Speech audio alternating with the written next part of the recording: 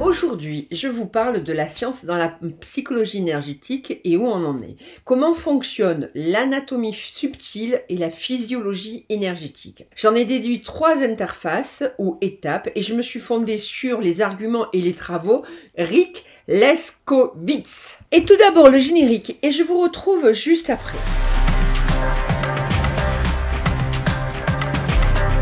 Clavel Pardo, psycho-énergéticienne, ici le meilleur endroit qui parle des maladies chroniques comme Lyme, pour vous donner des clés pour vivre bien votre quotidien en toute liberté, sécurité et en toute santé.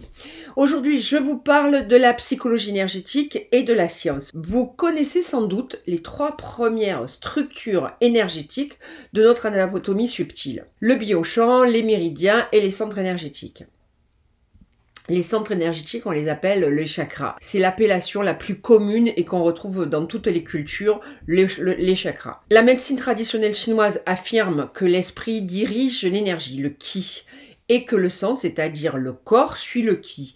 Mais comment exactement? Et c'est là que la physiologie énergétique intervient, par le biais de 2 interfaces clés, les endroits où la psychologie énergétique et les techniques de médecine énergétique qui affectent notre anatomie subtile, ou les endroits où les changements d'énergie induits par l'énergie ont un impact sur notre biologie. La recherche en psychologie énergétique néglige le qui, elle cherche à expliquer son efficacité par des termes conventionnels. Si on considère l'énergie comme réelle, nous devons être en mesure d'établir des connexions entre la psychologie énergétique, le qui et le corps. Donc, voici comment je vois les choses. La première étape, c'est travailler avec des outils comme le Reiki, le FT, la TFT, la TAT, le MDR, l'hypnose, etc. Chaque modalité de psychologie énergétique a sa propre cible anatomique, subtile et qui ne convient pas à tous.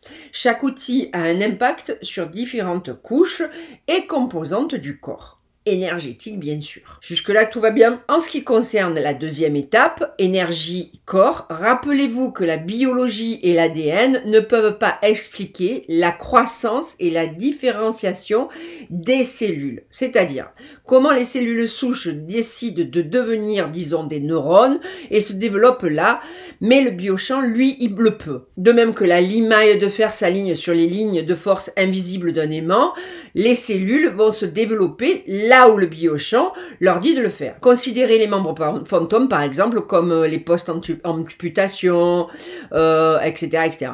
Il y a plein de praticiens qui disent, qui ont palpé le fantôme invisible de leurs mains. Cela est possible parce que les fantômes ne sont pas des créations illusoires du cerveau, mais des champs énergétiques indépendants, qui existent dans le vide, même lorsque la structure physique correspondante, exemple la limaille de fer, a été coupé. Le corps suit le modèle du ki. Et enfin, une autre étape, c'est l'énergie biologie, c'est-à-dire le couple énergie-biologie qui se produit lorsque les émotions sont fortes et provoquent des sensations dans notre corps. Des sensations comme s'étouffer, avoir des papillons bleus, avoir des papillons dans l'estomac. Et ce ne sont pas des perceptions aléatoires, mais le résultat d'une activation des centres énergétiques spécifiques.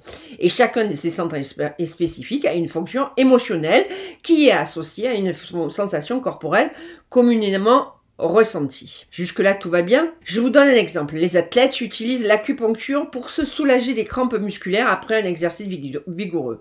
L'explication standard est que l'acide lactique s'est accumulé et doit être métabolisé. Et c'est vrai, mais jusqu'à un certain point.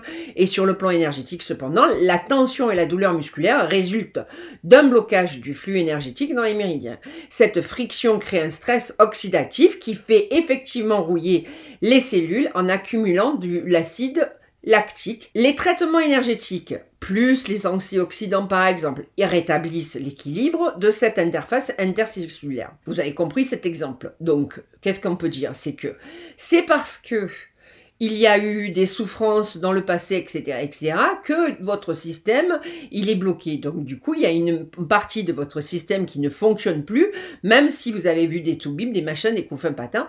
Donc, du coup, on est multifactoriel. Quelle que soit la chose qu'on est en train de faire, c'est multifactoriel. Je vous donne un résumé. En résumé, l'histoire comporte encore de nombreuses lacunes, mais ces liens, vous avez bien compris, entre la psychologie énergétique, l'énergie et la biologie, montrent la direction qui est à suivre. Si on veut vraiment vraiment comprendre ce qu'est la psychologie énergétique.